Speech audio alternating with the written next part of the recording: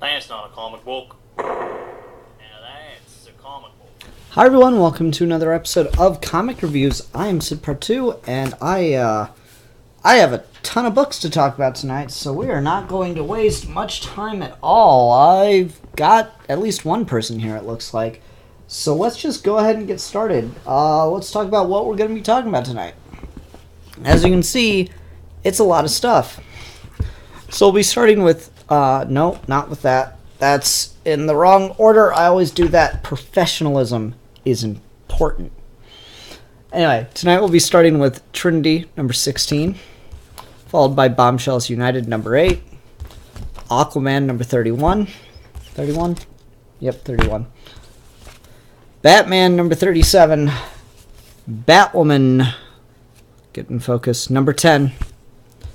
Sherlock, Frankenstein, and the Legion of Evil, number 3. Then we'll close out single issues by talking about parts 1 and 2 of the Super Sons of Tomorrow story arc, which is in the pages of Superman, number 37, and Super Sons, number 11. Okay, so there's the single issues that we'll be talking about. Everyone say hi to Haley as she walks through the background. We'll also be discussing for the trade talk this week Zorro, Mantanzas,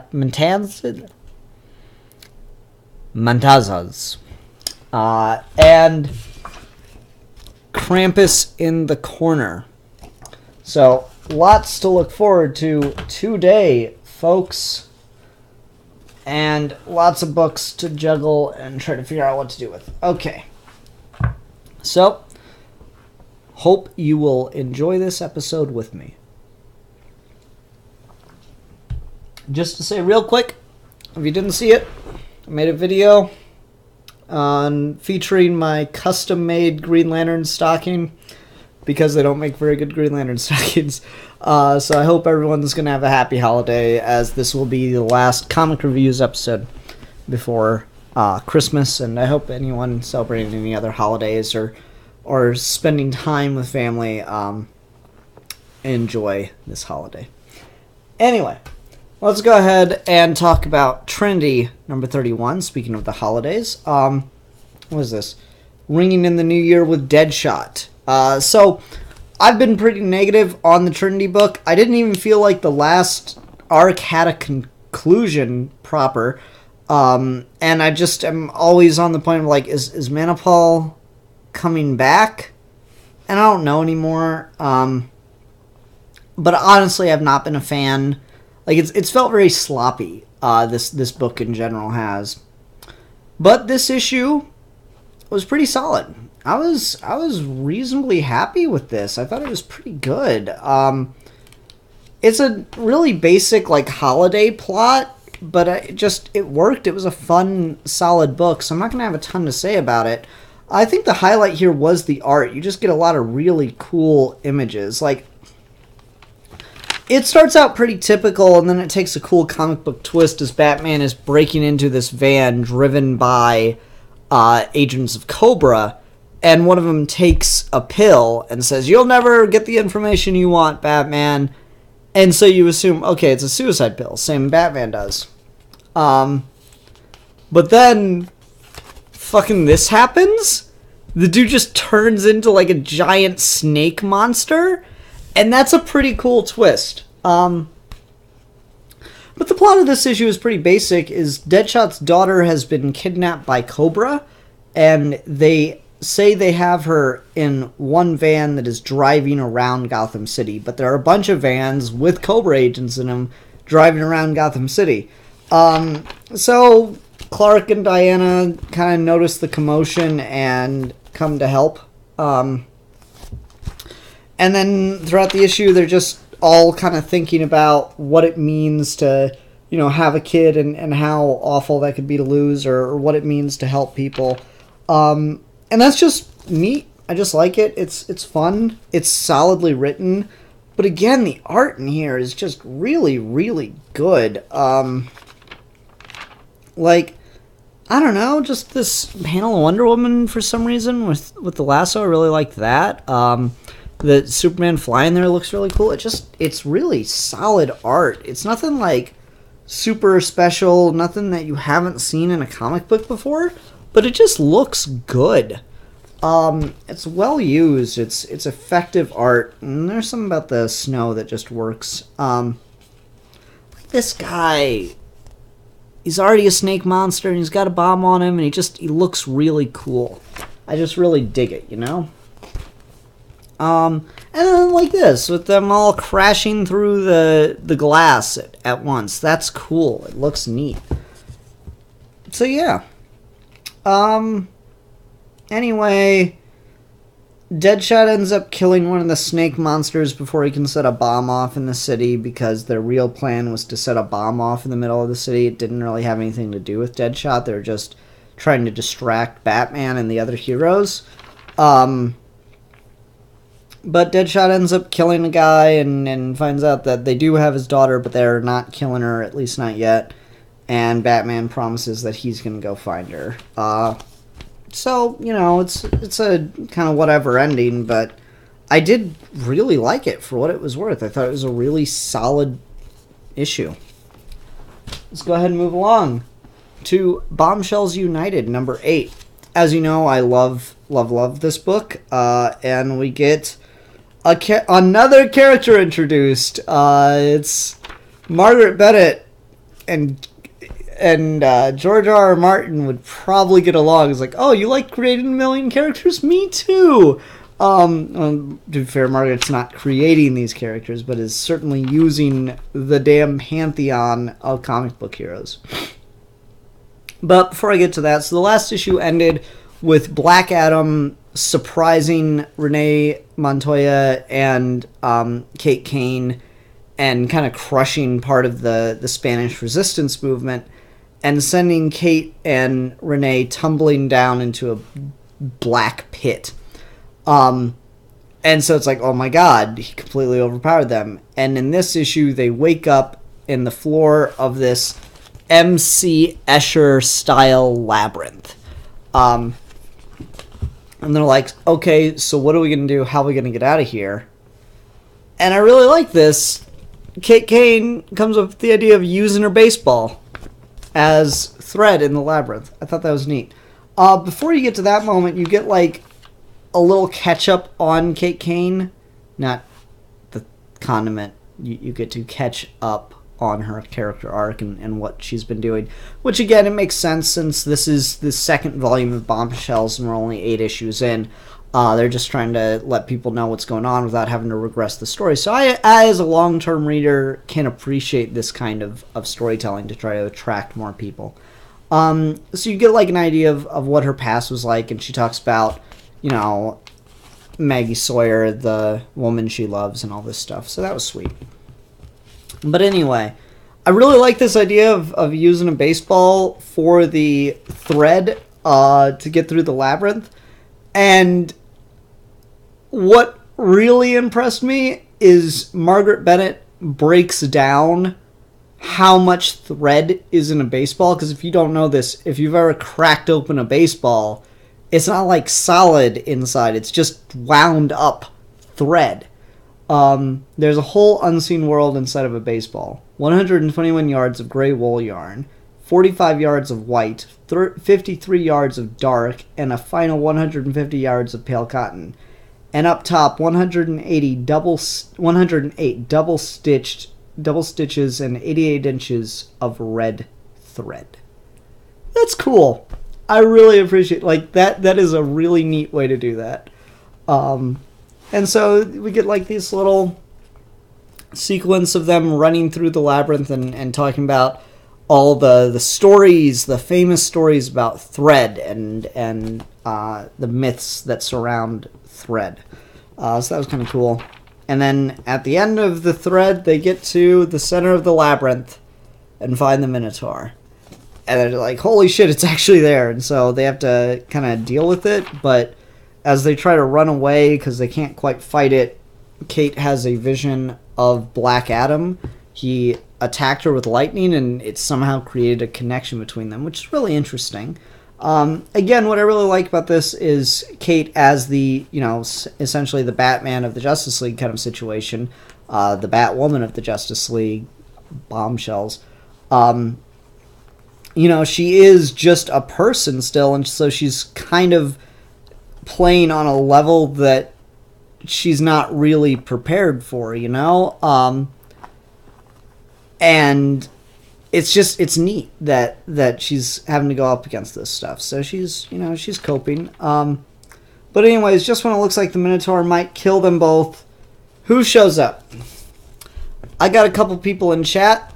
So, hey, people in chat, here's my question for you. Based on this design, who do you think this character is?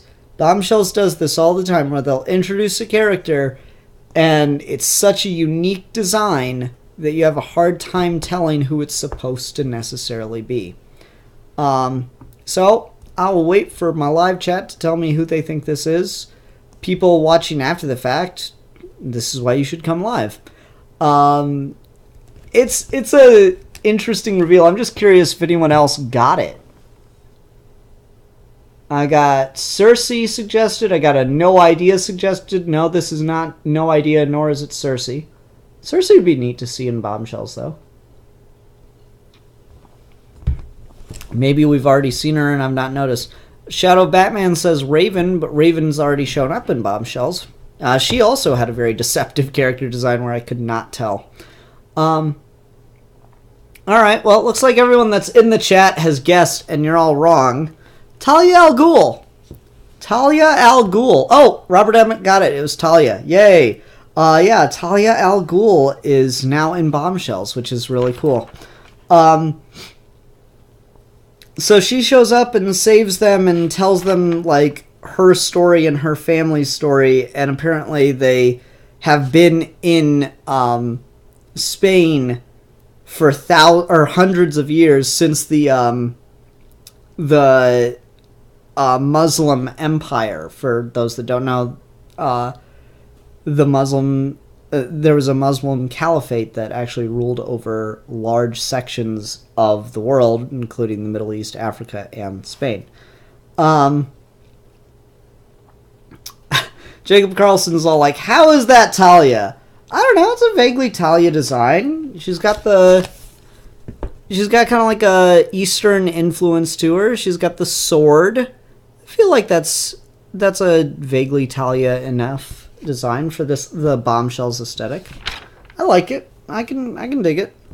You know, Renee Montoya's in this book, and she's called the Question, but she doesn't have no face, so Bombshells gets to do pretty much whatever they want.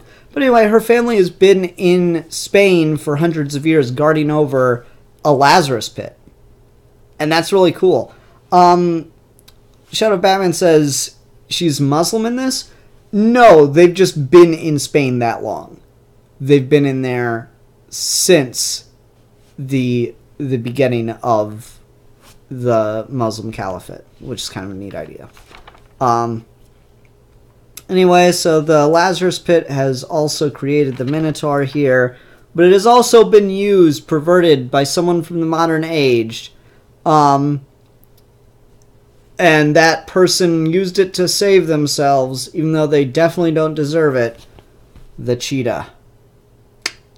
Speaking of designs that have no correlation whatsoever with their normal comic book counterpart, that's Cheetah.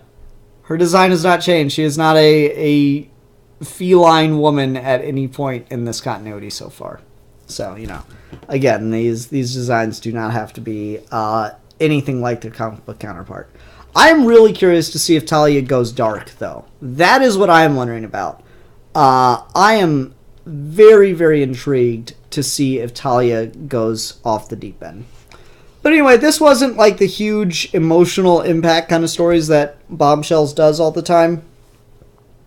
This is another moving the plot along kind of issue, and that's cool. That's fine. I'm all down for that. Just getting some stuff told. I'm waiting to have my heart broken, though. I'm always ready for that possibility with Margaret Bennett.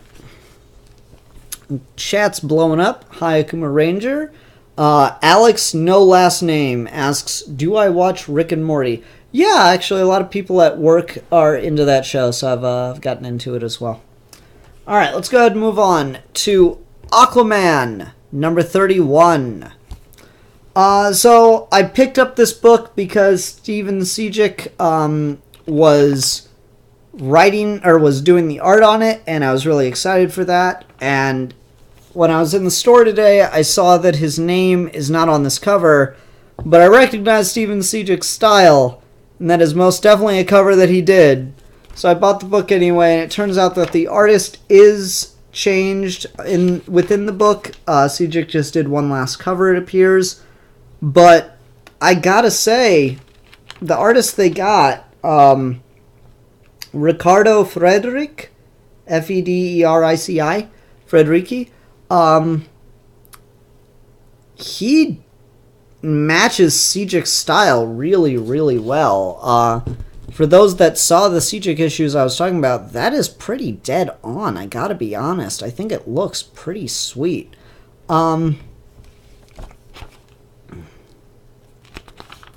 So, yeah, I mean, the art's pretty good still, but it's, you know, not the artist that I signed up for, so I am going to be dropping this book. The plot of this book is basically Aquaman saves a small population from extermination by the evil Tyrant King, and then consults with his resistance fighters about what to do to, you know, take back the kingdom, even though he doesn't want to rule.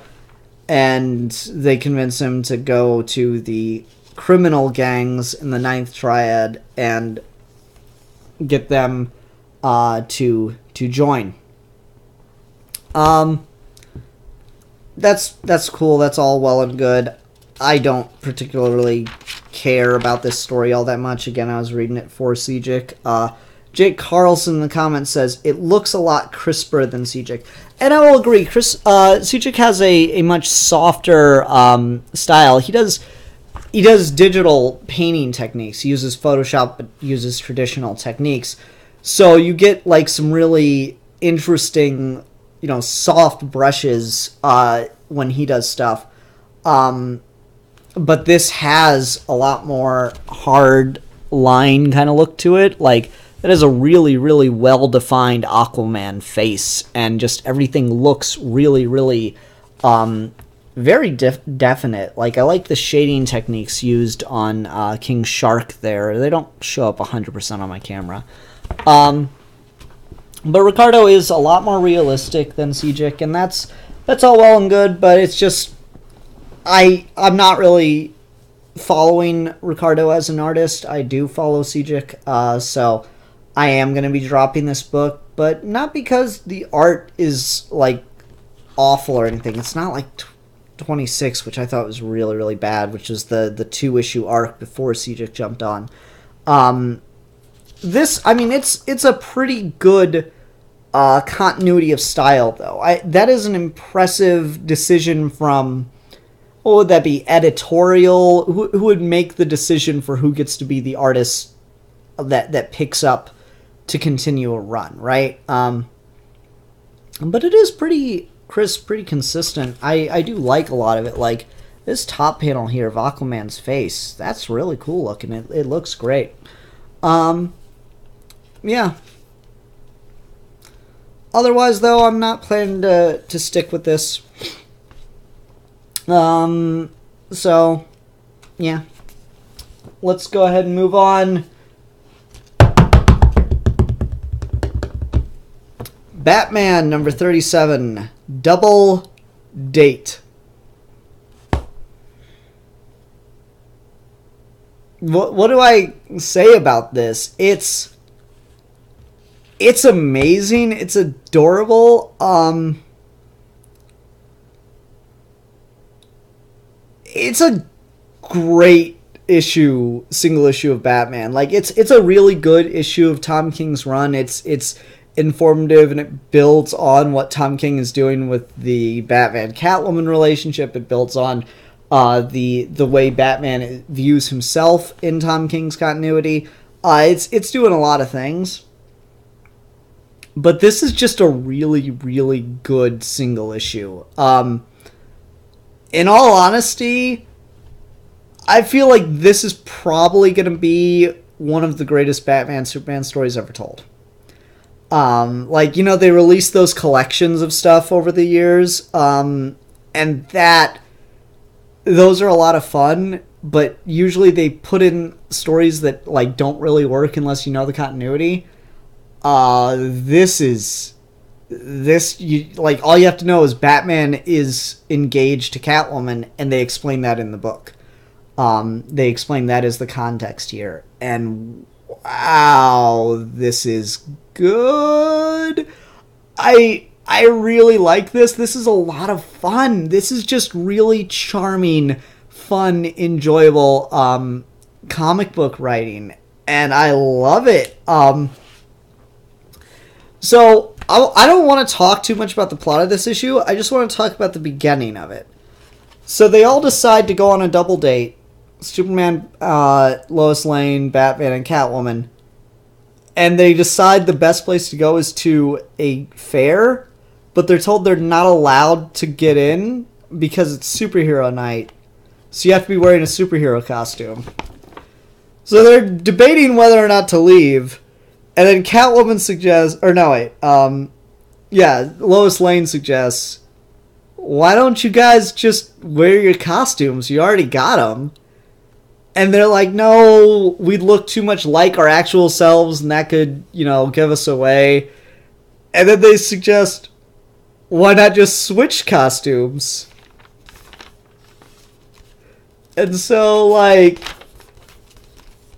Batman is walking around in Superman's costume, and Superman's walking around in Batman's costume, and Lois Lane is walking around in Catwoman's costume, and Catwoman's walking around in Lois Lane's dress because she's Catwoman and she doesn't need a costume to get into a fair. And then they're just on a date at a carnival, and they're having conversations about, like, the kinds of relationships they have, and the way in which the world works, and why Lois Lane is attracted to Superman, and why Batman's attracted to Catwoman, and how lonely it feels to be here, and all these other great things. And it's great conversations, and I love it, and it's great, and I love it, and it's great. And Tom King has also given Batman one of his most impressive physical feats, period. Like, I've been saying for the longest time that, you know, Tom King is not writing Batman for your fucking battle forums, you know, like who would win in a fight, Batman or Superman? Well, Batman can do this, this, and this. Like, that's my stereotypical nerd voice, right? Whereas I've been in those forums and I've had these arguments, but anyway, you know, he's not really writing for that kind of fandom. He is writing deep stuff about Batman as a character. But in this, they have Batman do something in relation to Superman that is, like, literally amazing, and it's the most Batman moment ever, and it's great, and I love it, and I love it, and it's great. Clayman is doing the art here, and I do really like his style. The way that he is able to draw Batman and Superman in each other's costumes, like, the glasses really help, but you never don't know who's who. Like, that does not look like Superman. It just doesn't. Like, the way, you know, you kind of got, like, some scruffiness. You know, it's just, it doesn't look like Superman. And the way he's drawing Batman, or Superman walking around in Batman's outfit, he's just not carrying himself like Batman. He's not crouching at all. He's got, like, you know, proper posture and stuff. So this is, like, really, really fun. It's incredibly distinct. Lois Lane as Catwoman is a little harder to spot. It helps that he's drawing Catwoman with, you know, really short hair, but Lois, too, has really short hair in this. But Catwoman's got, like, some that comes down in front of her face. Which is great. I really like that. And it's a lot of fun, and Batman and Superman hit baseballs together, and it's a lot of fun, and I love it, and it's fun, and I love it. Yeah. That's all I got. They talk about all kinds of things. Lois Lane and Catwoman make fun of superheroes and men in general, and that's adorable. Yeah, everyone's like, oh, you should. Everyone's thinking about reading this in the comments. Manos is in the comments. He's thinking about reading this. Yeah, Manos, you should read this. This is adorable. Double date. You should read all of Tom King's run. Everyone should read Tom King's run, and then we'd have World Peace. But you know, I'll settle for Manos. Anyway, let's go ahead and move. Oh, by the way, Manos, don't leave the chat tonight. Anyway, let's go ahead and move along to Batwoman number 10. Again, I love Margaret Bennett. I think she does just an amazing job. I gotta be honest, though. The person doing the heavy lifting tonight is definitely the main artist on the book. Fernando Blanco, and Marc Lamming does the art in this too, but I can tell Fernando's art really, really well because, man, this is trippy as balls. You just open it up and it's amazing. So we open up and Kate Kane is still tripping balls and is a giant bat fox monster thing and is chasing Scarecrow down. And I really like that she's like got this great rant against Scarecrow where it's like, you want to make people feel awful, make them see the worst thing, their worst fears, the thing that scares them the most. The thing that scares me the most is me. So how are you going to deal with that? And she just goes after Scarecrow and completely intimidates the fuck out of him and is able to defeat him, and that's really cool. Then she starts chasing down another member of the Many Arms of Death, and while chasing her, she comes across the woman that she was seeing on the island, and she's still tripping balls on fear toxin, so this seems like a hallucination, and she's able to kind of use this moment to come back to reality and not be a fox bat monster thing. So it's a little while after that she kind of regains full consciousness and awareness, and it all kind of settles down. They got an SOS out to get help from her command, or her friend's command, and the command is of course led by her father, and he has some choice words for her that makes her feel a particular way. I like this moment where he lectures her, and she goes from being Batwoman to just becoming a child again, and listening to her father talk, and that's kind of cool. That's just a really nice touch for the artist to use, and it's kind of, you know, mystical realism. It just feels really off.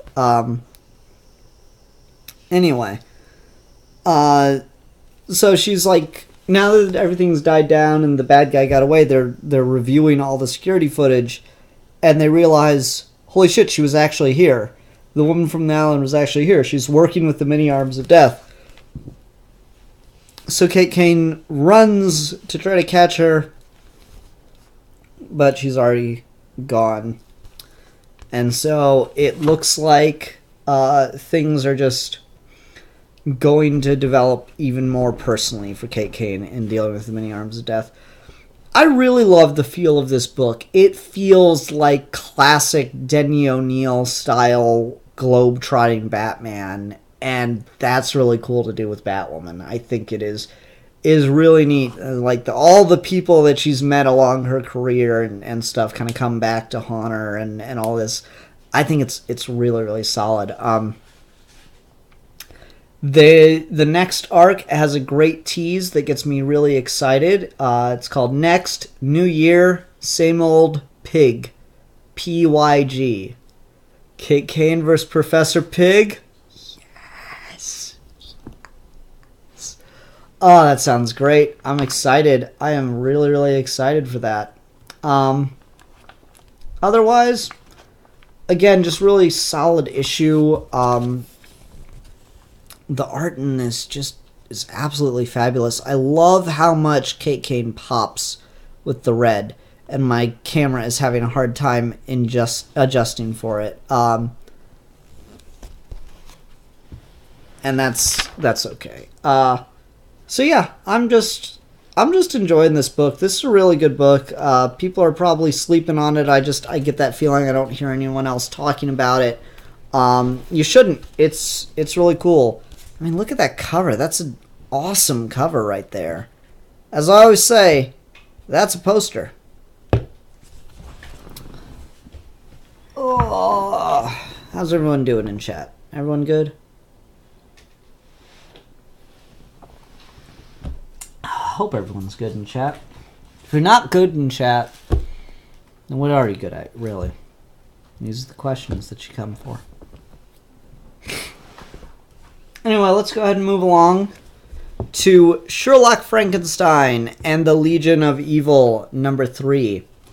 This is another interesting one where we get just an origin for a villain kind of thing again. We get a little more development in the story here, which I appreciated.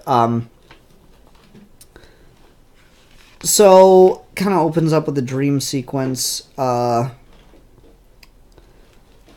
But anyway, Lucy is still trying to find find Sherlock Frankenstein so she can find out what happened to her father. She wakes up after her father's lair was broken into, and she gets a flashlight as a clue for who did it, but then continues on to the next person that she wanted to talk to, which was the lead she had on a villain named Metal Minotaur, who was like her father's greatest adversary, who would build these suits of armor to fight Black Hammer with. But all she finds is an old woman in a nursing home in a wheelchair, who turns out that is Metal Minotaur. And this lady has an interesting origin. I love her rationale for building giant suits of armor in the shapes of a minotaur. It's a very minotaur-y episode of Comic Reviews, isn't it? In the shapes of a minotaur to go out and fight superheroes. I love her rationale. What can I say? It was the 70s. Times were different then. Manos, you were alive in the 70s. You're in chat. Do you remember when you would make giant mechanical suits of armor to just go out and fight superheroes? Were times really that simple back then? Must have been nice.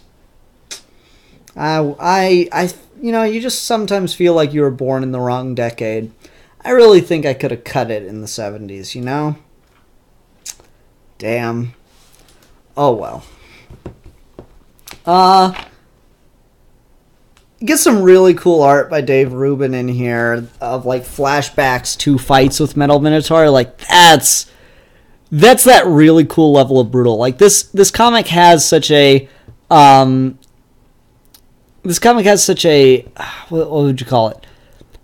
Golden agey love letter kind of feel to it, but every so often it just gets like really harsh and it's a nice juxtaposition that I really, really like. Mano says it was either that or my Happy Days Mego dolls.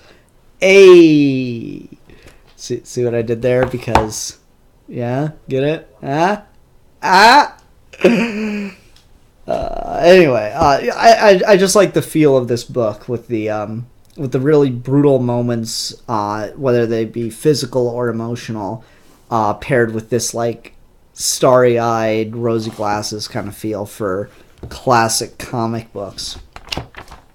And this has like both the physical look of something, but also the emotional depth. So, you get this really brutal image of Metal Minotaur, and then you get what happened to her, what made her retire from being a supervillain. And she built her most impressive piece of armor, but in order to use it, it had to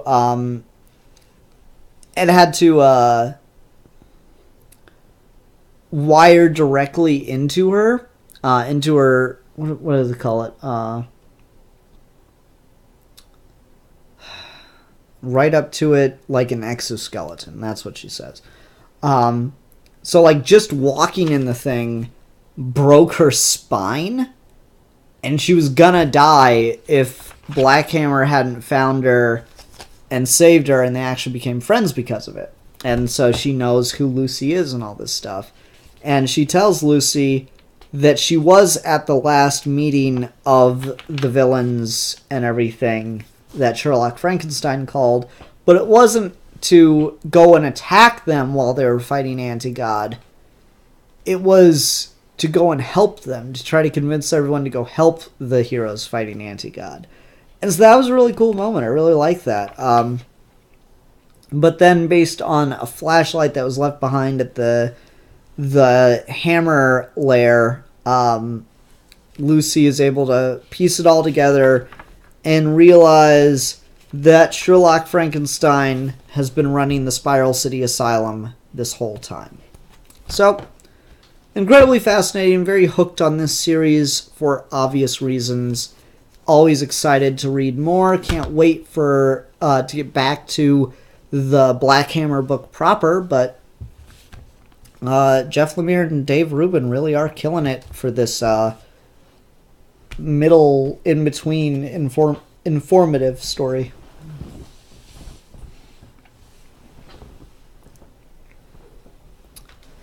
Kuma Ranger says, "Say, Ian, are you getting hyped for Life Day?"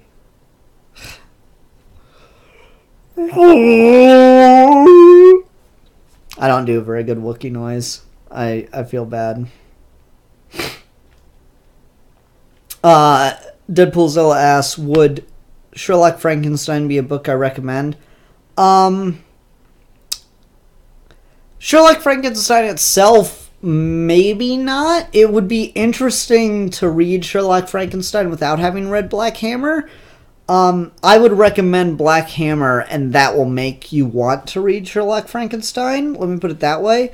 I just don't know how well Sherlock Frankenstein would work for you if you hadn't, like, gotten interested in the world through Black Hammer. But they are companion pieces, I feel. I wouldn't recommend one without the other. Let me put it that way. Alright, last issue of the night is actually a twofer because this is a two-parter. Tomasi is doing a big crossover event between a bunch of different books called The Super Sons of Tomorrow. So for those that don't know, I'm enjoying Super Sons quite a bit. And in it, you know, Damien and John are best friends, and they are working together. They're not best friends, but they're reluctant best friends. And they're working together on a bunch of stuff. And now Tomasi's getting to do a crossover through a bunch of different books. So, what's the story of this? Both books have the same villain, same plot.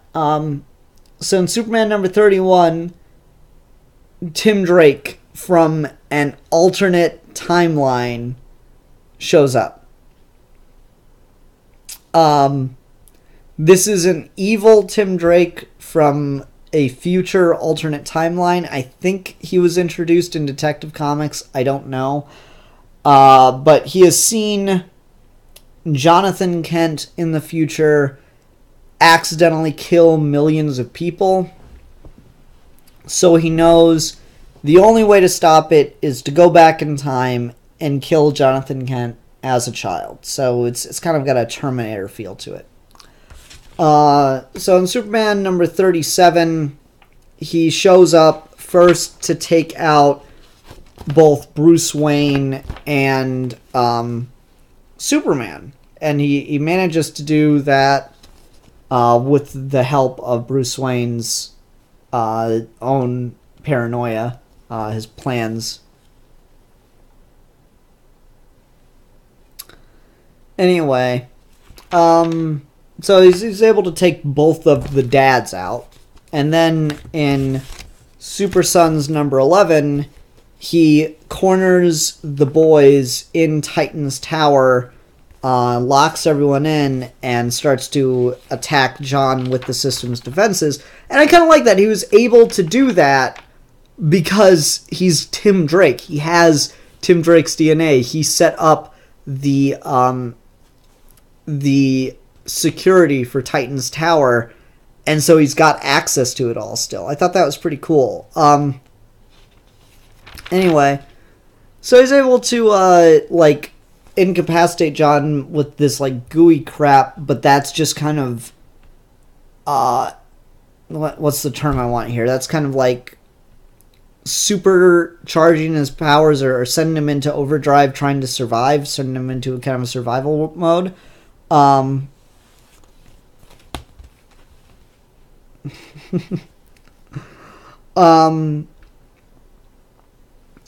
But it sends John into survival mode, so he kind of just, like, goes, you know, red-eyed, crazy, blasts off, and it seems like Tim Drake may have just accidentally fucked the timeline and just made Jonathan Kent blow up early, is kind of the implication we're given here.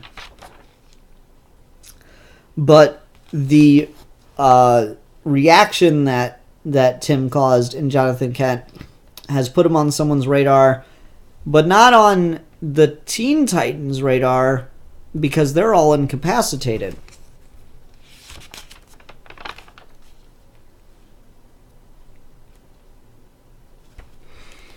Puts him on this Titan's radar. So we've got Connor Kent, Cassie, and Bart Allen. That's cool to bring the characters that have not been in DC in DC Rebirth back in this way. The Kuma Ranger says it's implied back the Detective Comics storyline that the evil future Tim is from Morrison's Batman 666 one-shot. Yeah, that's the implication here too. The Damian Wayne Batman continuity, because we see what Tim experienced, and we see Damian Wayne Batman in that experience, which is really, you know, I feel like that's pretty cool. And again, I'm just excited to see them show back up. That's really neat. You know, these characters have not been in Rebirth. They've gotten, you know, little to do in the last few years. Like, New 52 never got to Cassie, as far as I remember. Was she in the Titans book? Does anyone know? I know Wonder Woman proper never got to Cassie. They got to Donna Troy and gave her another fucking what origin at the end, but that didn't make much sense. Jake Carlson says, yes, they did have Cassie in New 52 Titans, but fuck if I know. I didn't read that shit, so, like, what the hell was her connection to Wonder Woman there? I don't know.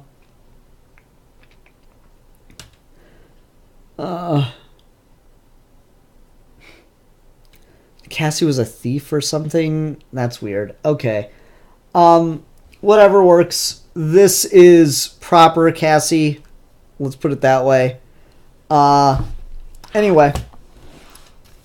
I quite like this. I'm sure some fans are probably pissed off about an evil Tim Drake, but you know what? I don't care. I thought this was pretty good. I'm quite enjoying it. It's a lot of fun. It's kind of cool to see Tim Drake take out Bruce Wayne and Batman. I really like the way in which he takes out Bruce Wayne. I think that is pretty harsh, and it's just kind of a nice, brutal moment that gives you a sense of, like, the lengths this guy's willing to go. Bruce kind of tricks him and gets him pinned under a chandelier, and Tim pulls out a gun. And I love Bruce's reaction. Huh. A gun? Even if you're from another timeline. Shame on you, Timothy. That's really good. That is just pretty good. Anyway. Yeah, I'm excited for the rest of the story arc. Super Sons has been... Aw. Book ripped. I hate that shit. Anyway, I've been enjoying Super Sons a lot. It's been a ton of fun. And yeah, I'm excited. All right. Let's see. Let's let chat decide. I'm talking about both. Which one do you guys want me to talk about first? Should I talk about Zorro Mantanzas or Krampus in the corner? And I cannot pronounce this fucking word to save my life. Oh yeah, Jake Carlson mentions it is Tomasi and Gleason writing. Yeah, I don't know who's doing what exactly, but it still feels very Super Sons. Well, Manos is voting for Krampus in the corner. I can't imagine why. This is the last comic reviews before Christmas, but should I read it now or save it for last and sign off with Krampus, or should I do Zorro first? Do do do do do do do do do do do do do do do do do do. No votes. That's okay. We'll do Zorro first. Oh well, votes are coming in for Krampus. Let's go ahead and do Krampus first then. All right, Krampus in the Corner, a horror parody, story by Justin Cristelli, illustrated by Lindsay Cristelli. So this is a lot of fun. This is an interesting little thing. For those that don't know, Manos did a Kickstarter for this, and this really took off. It came with a stuffed Krampus, but they were out when I bought it this year, so I didn't get the Oh, hi Lindsay. She's watching too, by the way. So I got the illustrator and the writer watching. It was the greatest thing ever. But like, I didn't get the stuffed toy because they were out. At least said so on the shop. But that's okay because I've got enough stuffed animals. That whole shelf is full. Anyway, so this is just a neat idea. There's the whole thing of the elf on the shelf, and it's got like a story connected to it too. I don't know a ton about that, but I like the parody nature of Krampus in the corner. So the whole situation here is that you bought a Krampus doll, and it is now in your house watching everything you do. And it is waiting for you to screw up so it can punish you come Christmas time. And I really, really like that. I think that is a really cool, twisted thing. Now, we'll say up front, this is not for children. This is more of a dark, kind of twisted, creepy Christmas thing. So you need to be aware of that if you're thinking about buying this and you've got like little kids in the house, the young siblings, or if you're a parent or something like that. Like it's got the look kind of sort of like a really well illustrated Christmas book. I love the design here and the creepy kind of, it looks like Where the Wild Things Are meets Krampus, It's got just this nice, I don't know what to call it. It's just got this nice look to it that looks like children book, but the turns this takes is clearly not meant for kids. So like the whole point is Santa's too nice and he rewards people too much. But Krampus remembers. And the thing is, Krampus is okay, or Santa is okay with Krampus punishing naughty children properly as they deserve it. I really, really like this page. That's just awesome. The illustration there is really, really cool. And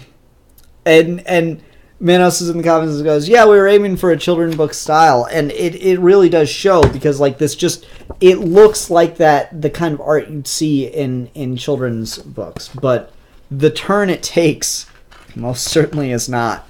So like it starts to get just a little darker as you go. Like this image right here with the child that has like a dead rat behind his back, you're like, oh, okay. But then it takes like a major turn as you get going, and Krampus starts talking about like what he'll do to you if you're naughty. And like, he's got the child in chains, and the imagery just gets really, really fucked.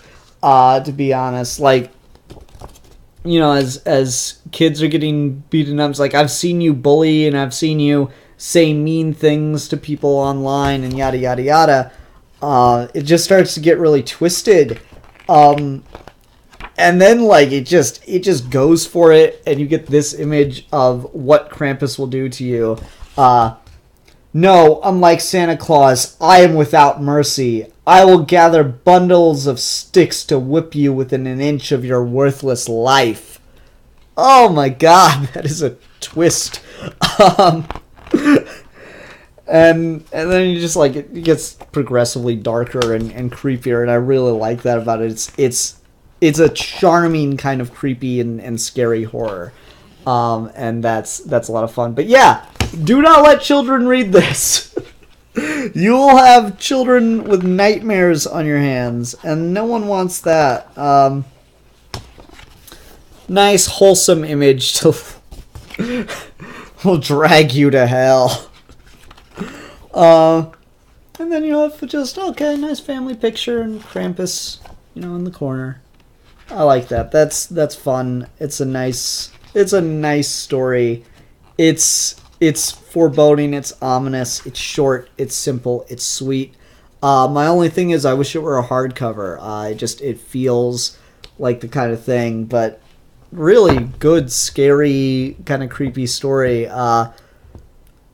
You know, maybe you could show this to a kid, but you'd have to make sure they gotta be at that right age where like 5th grade, right? Where it's like, oh yeah, I can handle creepy things. I like horror. Oh, sure you do. So I thought this was pretty good. I really enjoyed this. Thanks, Manos. I'll probably end up buying the Krampus doll at some point. Anyway, let's go ahead and go on to Zorro Mantanzas. Mantanzas? Let's figure out how to pronounce that so I don't sound like a fucking idiot throughout the entire review. How is that? Oh, God, I always forget about this. Okay, just give me 1 second, folks. I need to be able to look this up and see how it's pronounced.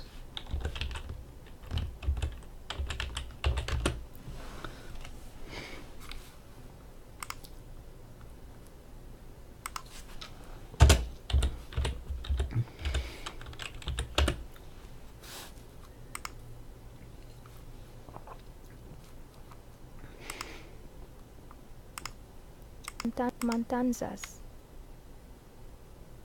Mantanzas. Mantanzas. Mantanzas. Mantanzas. Mantanzas. Mantanzas.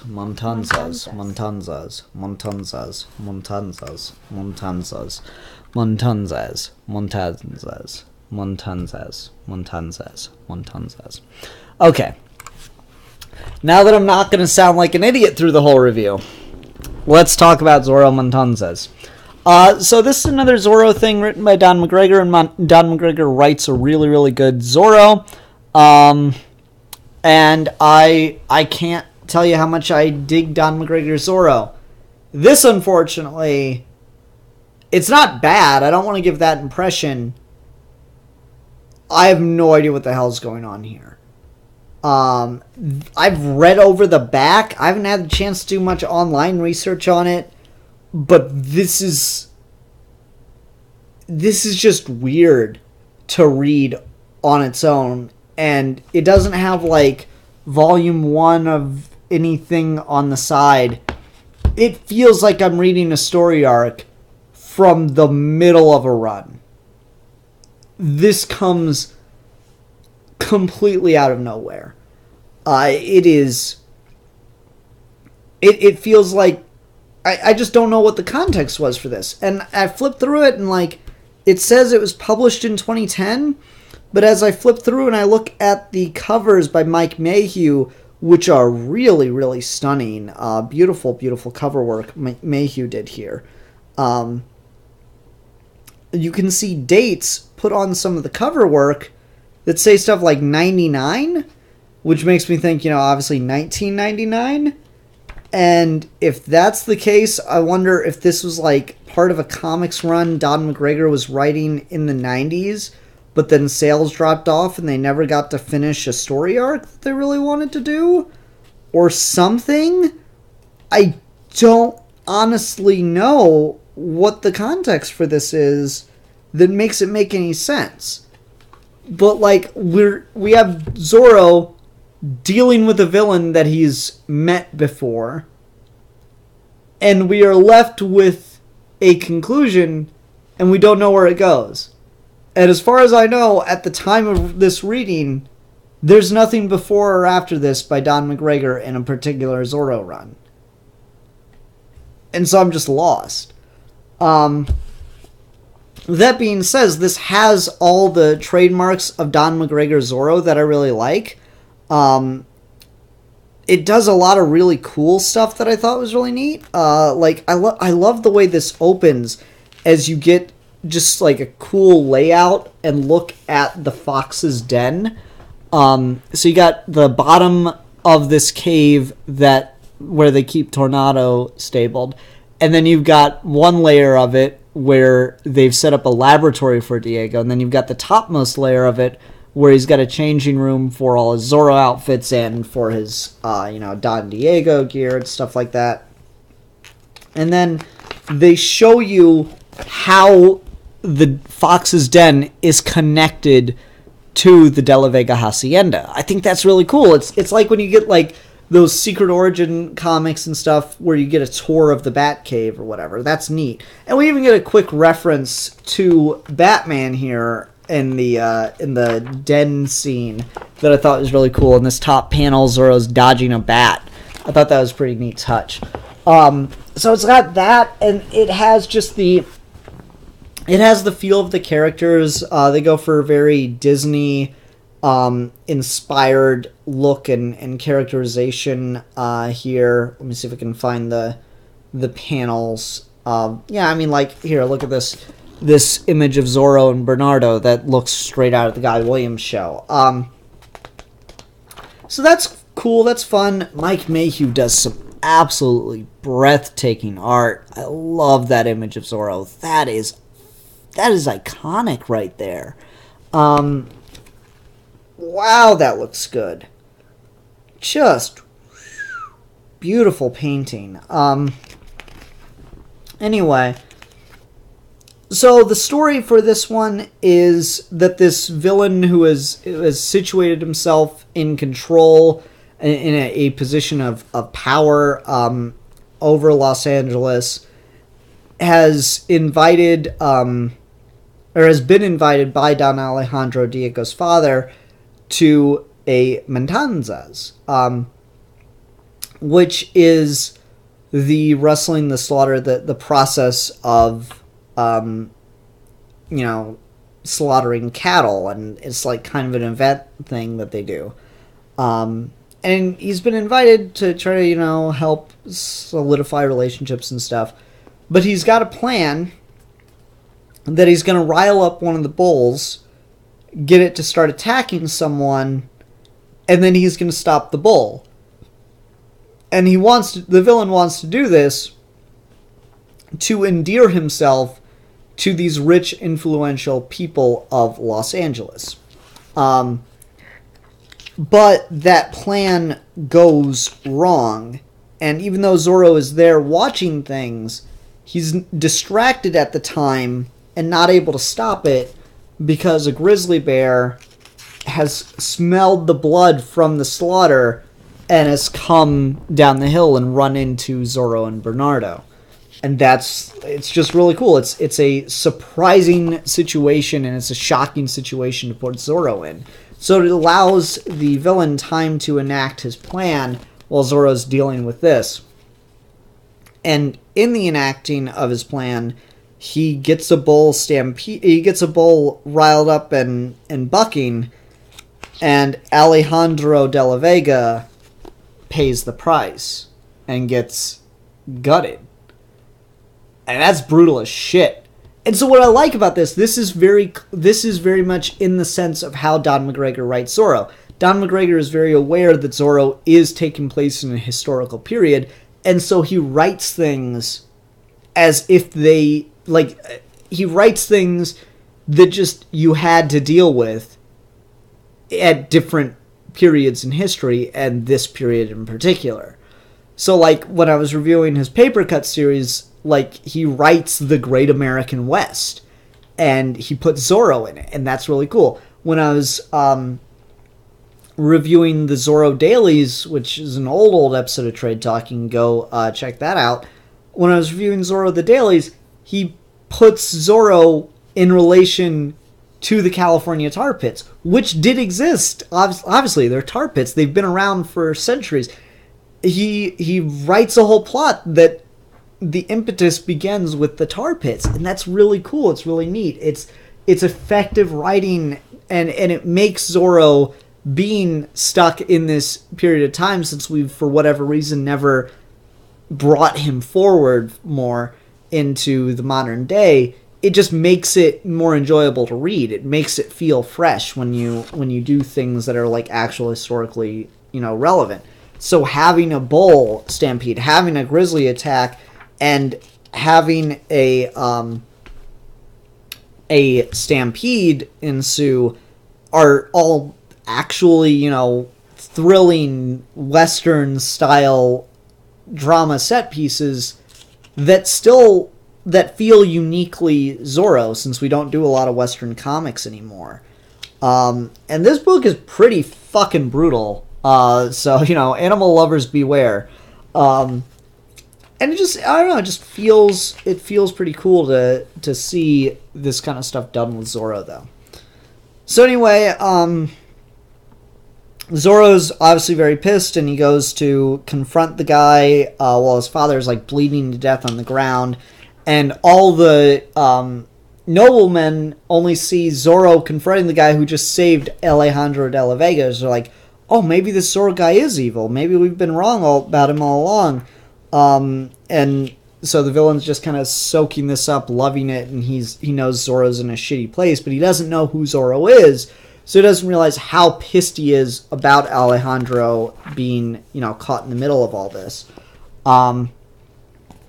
So they fight. There's, again, I mentioned there's a stampede, and that creates a natural sense of drama and like a threat, obviously.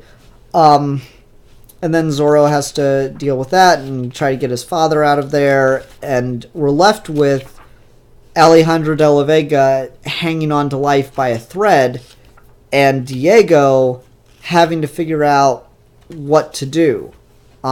Since he can't be angry at the man who everyone saw save his father's life, but who he knows is the one that put his father's life at risk. So it leaves it in an interesting place, and I don't feel like I'm missing a ton of context for this villain. What the hell do I read after this? This is such an oddly timed thing. I thought this was like a one-off story, and I'm not happy that it doesn't seem to have a continuation point. That happens with a lot of Zorro. I talked about that with the Paper Cuts volumes. There was a fourth volume called Flights that had to do with hot air balloons, written by Don McGregor, and I was really excited to read that. That sounds really cool and a unique situation to put Zorro in. It's not published anymore. It's not in print. You can't find that volume. This happens a lot with Zorro, and it's incredibly frustrating and disappointing. Like Matt Wagner's run on Zorro, I really, really like, but it just ends. It doesn't have a chance to conclude.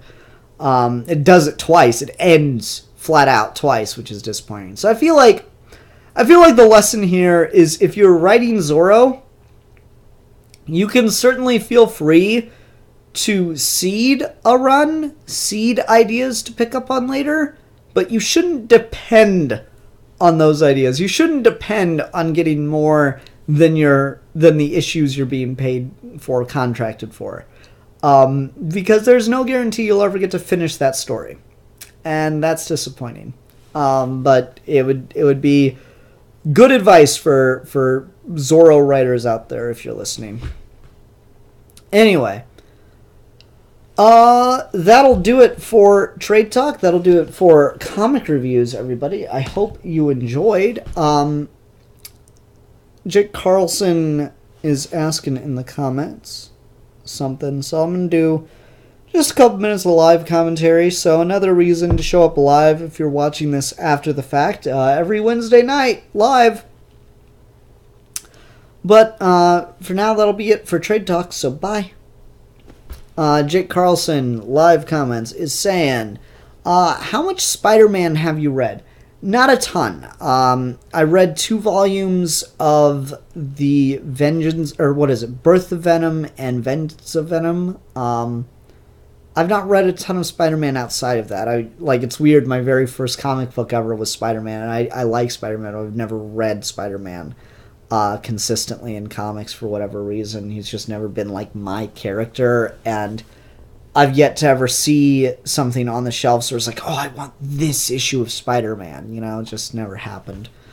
Anyone else got any questions for me while I'm live? I can do a couple minutes of that for fun and games, shits and grins, poops and smiles.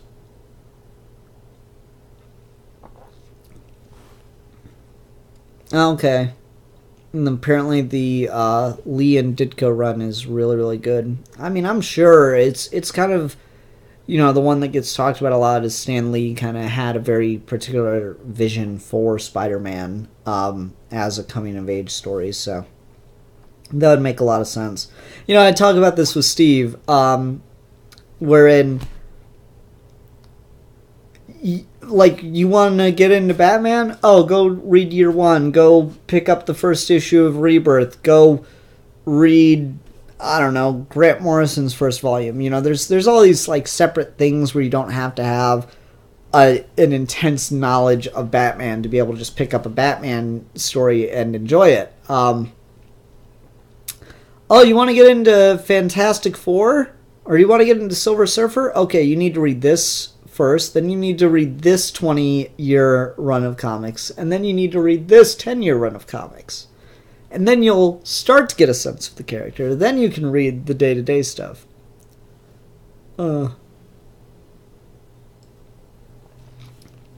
Jake says that what's interesting is Ditko plotted most of the issues that he worked on. Yeah, no, that's very accurate. That's how Stan Lee wrote, is he'd come up with a general idea for the story at best and then hand it off to the artist, and the artist would do a whole lot of the work, and Stan Lee would come in and he'd do a pretty good job of filling in the dialogue.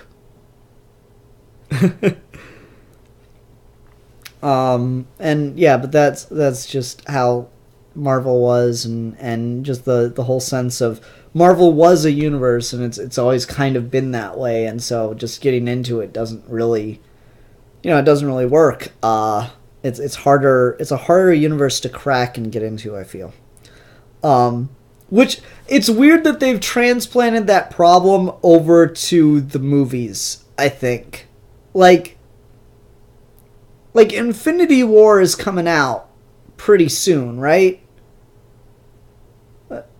What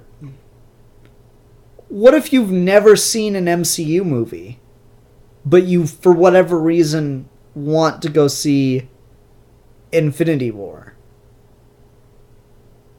Jake Carlson, if you want to read some Black Panther, why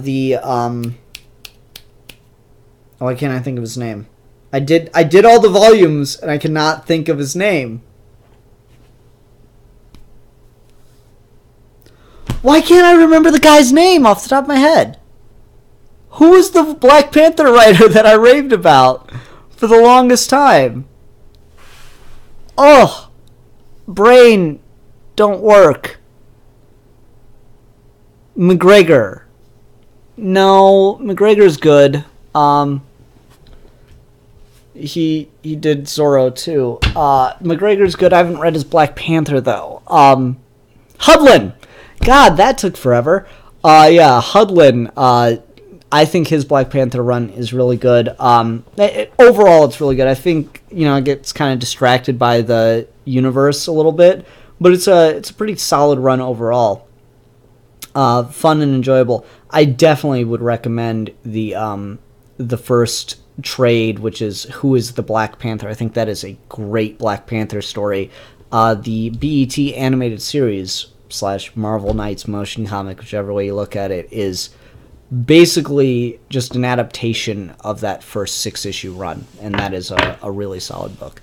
But I do want to read McGregor's Black Panther too. I've heard great things about that.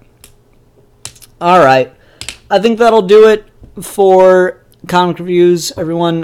Thanks for coming, thanks for watching live, those that did, thanks for watching after the fact, those that sat through after the fact. Until next time, bye!